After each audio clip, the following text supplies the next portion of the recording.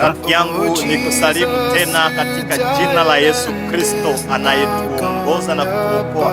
Ninafurahi mara tena kwa kuwa leo Mungu amekupatia neema ya kuwa pamoja nasi kwa ajili ya kipindi cha leo kizuri sana, tukifanya uendelesho wa kile ambacho tulikuwa nacho. Tulikuwa tukizungumzia PV de la réunion consultative de Satan avec ses anges, tulizungumzia vote tofauti ambazo shetani alikuwa nazo yeye na malaika zake waovu walioanguka pamoja, na walivote vitu ambavyo ni lazima wavifanye ili kwamba Yesu akija ahakikisha kwamba atawakosa watu watakaoenda naye mbinguni, ama akiwapata apate wachache tu, kwa sababu shetani anataka kuenda motoni na watu wengi. Hivi tulimaliza kwenye vote 7 tulizozungumzia. Kama ni mara yako ya kwanza, na kusihi kusubscribe, like, subscribe na kusipigia kwenye cloche ya notification kwa ajili ya kutokosewa na mafundisho ya Mungu kupitia channel hii. Hivi ndugu yangu, tulijifunza mambo mengi sana na tukaona jinsi gani shetani hatutaki, anafanya juu chini ili kwamba hakikisha kwamba tumepotea, tumeangamia. Hivi anataka wewe pia uangamie. Leo nakuletea sasa strategia ambazo amesema atazitumikisha hasa sana kwa wana wa Mungu wanaoshika amri 10 za Mungu na imani ya Yesu Kristo. Tusome kwenye Ufunuo 12 mstari wa 17, Apocalypse chapitre 12 verset 17, inasema: Et le dragon fit irriter contre la femme, et il s'en alla faire la guerre au reste de sa postérité, en ceux qui gardent les commandements de Dieu et qui ont le témoignage de Jésus-Christ. Nasema joka akakasirikia mwanamke na akaenda kufanya vita na mabaki wale wanaoshika amri 10 za Mungu na wanayo ushuhuda wa Yesu Kristo, ama wana imani ya Yesu Kristo. Shetani hataki watu wajue Mungu na hataki wajue mbinu za shetani. Hivi basi anataka Wakristo wote waangamie, hasa sana wale wanaoshika amri 10 za Mungu na imani ya Yesu Kristo. Nitawazungumzia sana Wasabato. Nini shetani amepanga kwa ajili ya Wasabato na strategy gani ameamua kuzitumikisha ili kwamba hakikisha ya kwamba Yesu akija wale Wasabato wasiende mbinguni? Amekuwa na strategy 7 tunapoendelea kwenye hiyo baraza yake. Strategy ya kwanza alisema nini? Kwenye hiyo strategy ya kwanza nasema: attirons les observateurs du sabbat à s'accrocher sérieusement au monde, à les plonger dans toutes sortes de convoitises malsaines, et ils peuvent se contenter de croire à la vérité, mais nous pouvons provoquer leur chute par les appétits charnels ou des passions inférieures qui confondront leur discernement des choses spirituelles.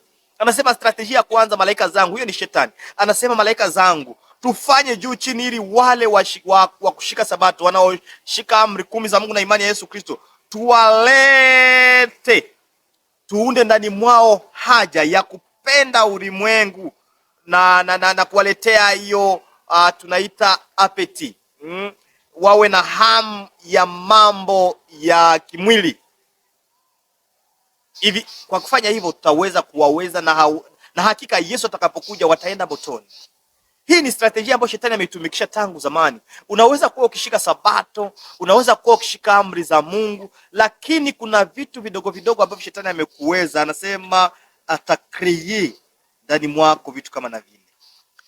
Nani strategia ya pili ama mbinu ya pili ya shetani kwa ajili ya kuangamiza Wakristo, hasa sana wale wanaoshika amri 10 za Mungu mkiwemo ya sabato na imani ya Yesu Kristo? Shetani anasema: allons et enivrons les observateurs du sabbat par les soucis de la vie, pour qu'ils soient plus préoccupés à rechercher le bien de ce monde par la possession de beaucoup de terres et beaucoup d'argent ces derniers jours.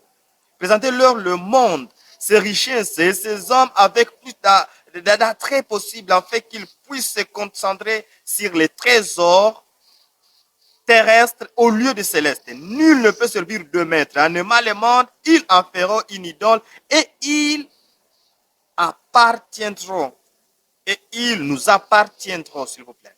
Hapa shetani anasema hivi, wale wanaoshika sabato tuunde ndani mwao haja ya kupenda sana maisha kiasi ya kwamba washughulikie sana mambo ya dunia hii, washughulikie sana utajiri, washughulikie sana pesa, tuonyesha kwamba dunia ni tamu sana na heshima za dunia hizi ni za maana sana. Hivi watakapoanza kutafuta pesa sana na kutafuta sana heshima za dunia hii, watakuwa wameacha lengo ya kutafuta utakaso, na kwa hivyo wakifanya hivyo tutakuwa tumewapata tayari.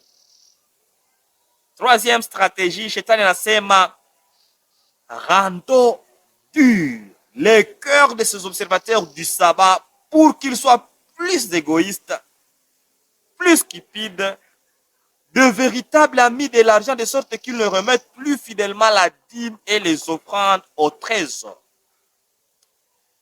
Shetani anasema tufanye wale wawe na mioyo migumu, wawe wa kupenda fedha, wawe wachoyo, wasiwe wakarimu kiasi ya kwamba wasirudishe hata kwa uaminifu zaka na sadaka. Shetani anajua kwamba watu waaminifu kwa Mungu wakirudisha zaka na sadaka watabarikiwa, na anajua yeyote anayeiba zaka na sadaka ni mwizi na hatimaye ataenda motoni asipomrudilia Yesu Kristo. Hivi anasema tuunde ndani mwao haja ya pesa kiasi ya kwamba wao wachoyo na wasimrudishie Mungu hata zaka na sadaka. Anasema tukifanya hivyo tutawaweza. Nous devons faire tout notre possible pour empêcher ceux qui travaillent pour la cause de Dieu d'obtenir de l'argent à utiliser contre nous. Tufanye juu chini ili kwamba wale wanaotumika zidi yetu wasiwe na pesa. Wakiwa na pesa watapata vyombo vitakavyofanya kazi zidi yetu ili kwamba tupate kuangamia. Wakiwa na pesa wale wahubiri wa Sabato watauza makamera vizuri vizuri, kompyuta nzuri, watahubiri kwenye YouTube, itakuwa ni vizuri sana. Au wakiwa na pesa watauza vipaza sauti, na wakihubiri watu wengi watakuja. Hivi tufanye wao wa maskini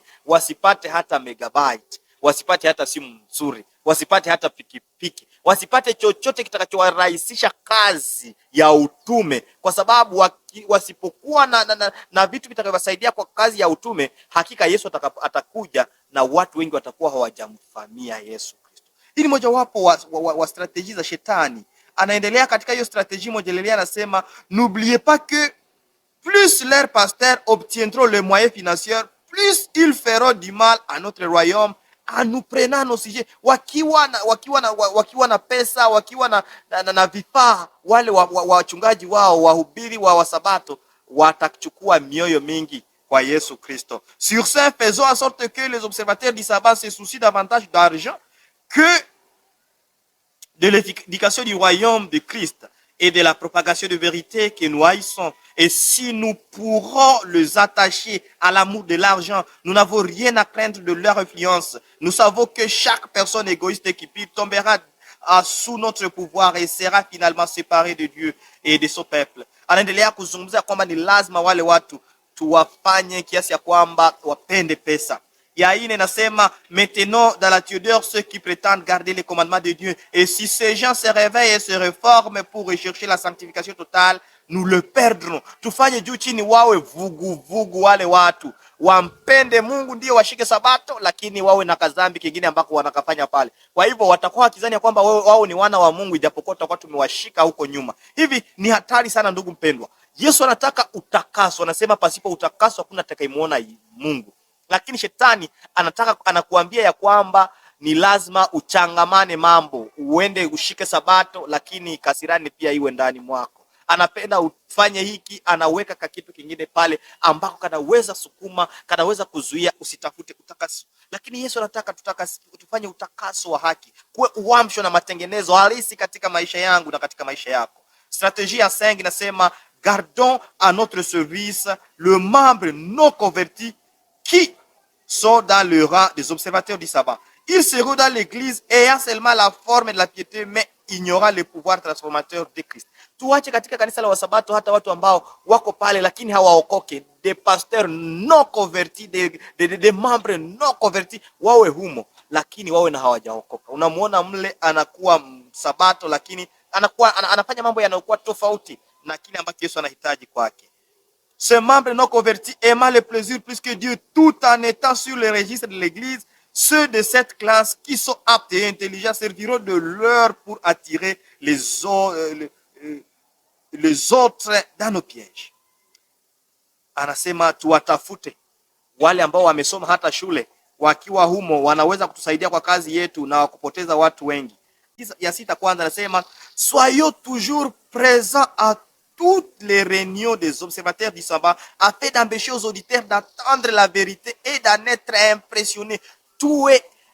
Tuwe present kila mara wakati wanakuwa na kikao, kama ni ibada, kama ni mahubiri, tuwe pale kwa ajili ya kufanya nini? Kwa ajili ya kuwazuia hata mhubiri ahubiri namna gani, hata Roho Mtakatifu achochelee namna gani, wasiguswe na ujumbe, waone tu kama ni kitu ambacho kitapita. Ndio maana watu wengi wanakuwa kanisani, hata pastor hubiri neno la Mungu liwaguse, Roho Mtakatifu awaguse, wanajipatia mioyo migumu, wanasema hii itapita. Basi hii inasema nini? Ukiwa miongoni mwa watu kama na wale, jua kwamba shetani amekubana tayari. Anasema tuwe tayari katika vikao vyao vyote, tuwe pale kwa ajili ya kuwa distraire. Utaona unakuwa distraire, ni hatari sana wakati unaweza kuwa distraire katika ibada. Mhubiri anahubiri, lakini wewe unaona kama anazungumzia mtu mwingine, sio wewe ndiye anazungumzia. Unaona kwamba hauoni Mungu anayesema ndani mwa mhubiri.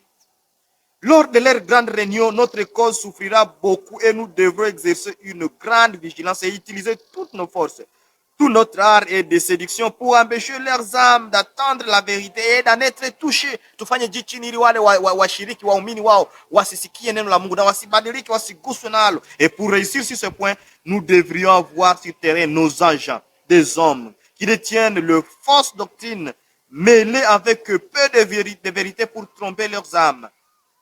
Nous devons avoir aussi dans leurs assemblées, des incroyants qui exprimeront des doutes quant au message d'avertissement du Seigneur et à son église. Ndio maana utakuta katika kanisa la Wasabato, hata kanisa ni kusema watu wanapojifunza kuhusu dalili za kuja kwa Yesu, kuna watu ambao wanaleta mashaka, wanasema Yesu hajakuwa wakuja, hii ni mambo ya upuuzi tu, wanaleta madute katika mambo.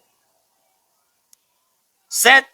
Créons toutes sortes de distractions et de divisions parmi les observateurs du sabbat. Nous devons détruire en eux le sens de s'inquiéter de leur propre salut pour réussir à leur diviser.